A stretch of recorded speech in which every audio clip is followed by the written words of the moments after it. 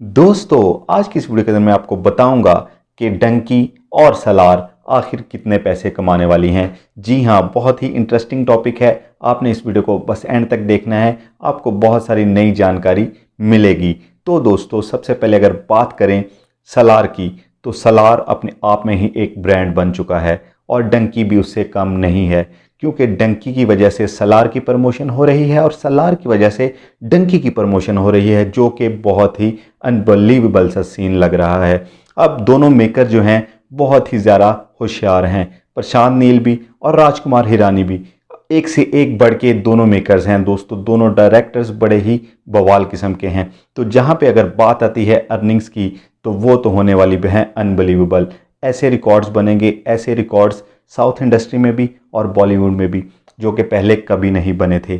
अब आपको याद होगा कि जवान और पठान के टाइम पे बहुत सारे बायकॉट्स गैंग आए और बहुत सारी जो नेगेटिविटी फैलाई गई, लेकिन फिर भी उस मूवी ने बहुत बहुत ज़्यादा, बहुत आपके सामने है सारी चीज़ें कि कितने पैसे कमाए, कितनी कलेक्शन की। तो दोस्तों, डंकी का तो मैं आपको बताने जा रहा हूँ कि डंकी की जिस तरह से हाइप बनी है, या डंकी के जो मेकर्स हैं उनकी वैल्यू क्या है, डंकी के जो सुपरस्टार हैं उनकी वैल्यू क्या है, ये आप सबको पता है कि उनकी वैल्यू अब आसमानों के ऊपर है। और इसीलिए बिना किसी प्रमोशन के, बिना किसी पोस्टर के, बिना किसी टीज़र के इतनी ज़्यादा हाइप बनाना इम्पॉसिबल सा सीन है। लेकिन सिर्फ और सिर्फ SRK की वजह से और राजकुमार हिरानी की वजह से ये मूवी जो है वो 1200 करोड़ प्लस करेगी अपनी वर्ल्ड वाइड कलेक्शन, अपनी लाइफ टाइम कलेक्शन। जी हाँ, अगर बात करें सलार की, तो भाई साहब वो भी कम नहीं है, क्योंकि भाई साहब नील यूनिवर्स है, KGF के साथ लिंक है।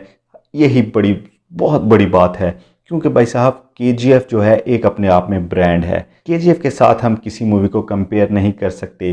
तो भाई साहब रॉकी भाई के पीछे तो पूरी दुनिया ही पागल है। आप सोच सकते हैं कि रॉकी भाई की एंट्री जिस मूवी के अंदर हो, रॉकी भाई का कैमियो जिस मूवी के अंदर हो, वो मूवी कैसी होने जा रही है। ऊपर से रॉकिंग स्टार प्रभास भी हैं, जो कि अपने आप में ही एक ब्रांड है। माना कि उनकी पिछली 3 मूवीज़ थोड़ी नॉर्मल गई, लेकिन उनकी इतनी ज़्यादा हाइप नहीं बनी थी। लेकिन भाई साहब इस मूवी की हाइप बहुत ज़्यादा है, बहुत ही ज़्यादा है। जितनी भी सोचें उतनी ही ज़्यादा है। अब यहाँ पे प्रशांत नील ने बहुत ही ज़बरदस्त स्ट्रेटजीज अपनाई। पहले आपको पता होगा कि 28 सितंबर को ये मूवी आनी थी, फिर पोस्टपोन होगी, फिर दिवाली के साथ ये मूवी आनी थी, यानी दिवाली पे, यानी टाइगर 3 के साथ इसका क्लैश होना था, फिर पोस्टपोन होगी, फिर ये आनी थी नवंबर के महीने में, फिर पोस्टपोन होगी। लेकिन भाई साहब अब जो इसकी डेट है 22 दिसंबर, बहुत ही लिटरली, बहुत ही एक क्लेवर क्लेवर चाल चली गई है भाई साहब कि डंकी के साथ क्लैश करने का मतलब है फ्री की प्रमोशन। जी हाँ, फ्री की प्रमोशन। लोग कह रहे हैं कि यार पागल हैं ये लोग। भाई साहब आपको मैं बताऊं कि अगर सलार की जो कलेक्शन है ना, जो प्री कलेक्शन उसने कर ली है, वो अपने बजट से काफ़ी गुना ज़्यादा कर ली है। जी हाँ, 350 करोड़ में इसके राइट्स सेल किए गए हैं। म्यूज़िक राइट्स हो गए, OTT राइट्स हो गए, सैटेलाइट राइट्स हो गए, ये सारे 350 करोड़ में सेल हो गए हैं। इसका जितना भी बजट था वो कवर अप हो चुका है। तो भाई साहब अब जो इस मूवी की कलेक्शन आएगी वो सिर्फ प्रॉफिट में जाएगी। तो आप सोच सकते हैं कि जितनी हाइप बनी है, जितनी इस मूवी को प्रमोशन मिली है फ्री में, तो जो कलेक्शन आएगी वो तकरीबन तकरीबन 1000 करोड़ प्लस ही आएगी।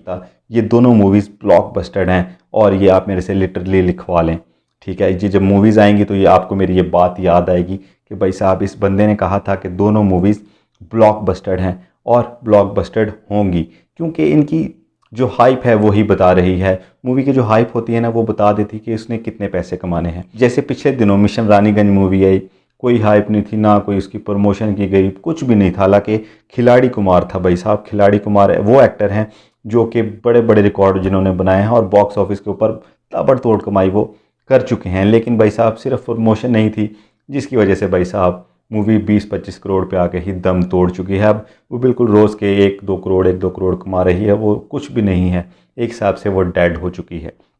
लेकिन भाई साहब हाइप इन दोनों मूवीज़ की आसमानों के ऊपर है। तो आपको ख़ुद को भी आइडिया होगा कि जिन मूवीज़ की हाइप आसमानों पे होती है वो फिर कलेक्शन भी आसमानों वाले ही करते हैं। तो दोस्तों, आपके ख्याल में ये दोनों मूवीज़ कितने पैसे कमाएंगी, कमेंट करके ज़रूर बताइएगा। आप कौन सी मूवी देखेंगे ये भी लाजमी मुझे बता दीजिएगा। सो दोस्तों, अपना बहुत सारा ख्याल रखिएगा। मिलते हैं नेक्स्ट वीडियो में, तब तक के लिए बाय।